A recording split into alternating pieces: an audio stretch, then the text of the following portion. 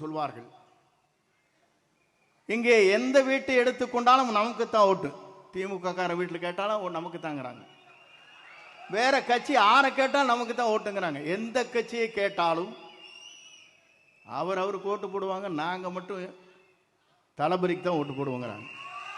இது ஒரு அதிசயம் எங்கே இருக்கிறதுன்னு சொன்னால், இந்தியாவிலே இருக்கின்ற அத்தனை பேரும் கூர்ந்து கவனித்துக் கொண்டிருக்கிறார்கள். நான் சொல்ல விரும்புகிறேன், டெல்லி இருப்பவர்கள் விமானத்தில் இங்கே சென்னைக்கு வருகிறார்கள்.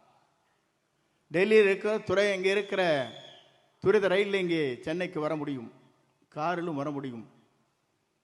ஆனால் செல்லுகின்ற பாதை எதுவாக இருந்தாலும் சென்னை என்ற இடத்தை நோக்கி மக்கள் வருகிற வரலாறு தமிழ்நாட்டிலே படைக்கப்படுகிற ஒரே தலைவர் நம்முடைய தளபதி என்பதை நான் இந்த நேரத்தை கோடிட்டு காட்ட விரும்புகிறேன்.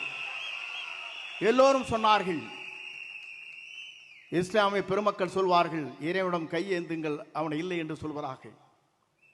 இந்து மதம் சொல்லும், கேட்பதை கொடுப்பவனை கிறிஸ்தா கிறிஸ்தா என்று சொல்லும். அதே போல கிறிஸ்தவ மதத்தை சார்ந்தவர் சொல்வார்கள், தட்டுங்கள் திறக்கப்படும், கேளுங்கள் கொடுக்கப்படும் என்று சொல்வார்கள். ஆனால் கேட்காமலே கொடுக்கக்கூடிய ஒரு தலைவர் தமிழ்நாட்டில் இனி தோன்ற போகிறார். அவர்தான் தமிழ் மண்ணிலே முதலமைச்சராக வரப்போகிறார். அந்த வரலாறு படைக்கிற காலம்தான். எல்லோரும் நினைத்தார்கள் 10 கட்சியின் கூட்டணி அசைத்து விட முடியுமான்னு நினைக்கிறார்கள். எல்லோரும் ஆடி போய் நிற்கிறார்கள். ஏனென்று சொன்னால், ஒருவர் புதிதாக தோன்றி இருக்கிறார். அந்த இரு கட்சியிலும் இருக்கின்ற தலைவர்களே அல்ல.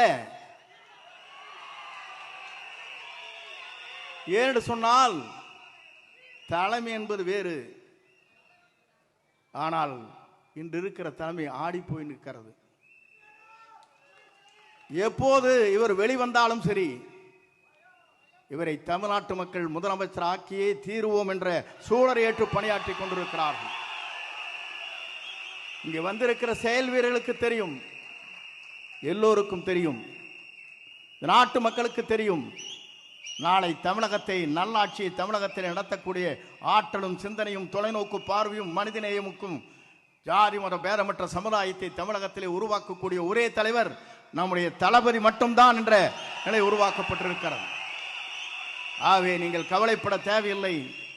எந்த சக்தியாலும் தமிழ்நாட்டில் இனி நம்மை தடுத்து நிறுத்த முடியாது. அவர் வருவதை எந்த சக்தியாலும் தமிழ்நாட்டின் மண்ணிலே அவர் முதலமைச்சர் ஆவதை எந்த சக்தியாலும் தமிழ்நாட்டிலே நிறுத்தி விட முடியாது. அதைத்தான் நாம் இங்கே காணுகிறோம்.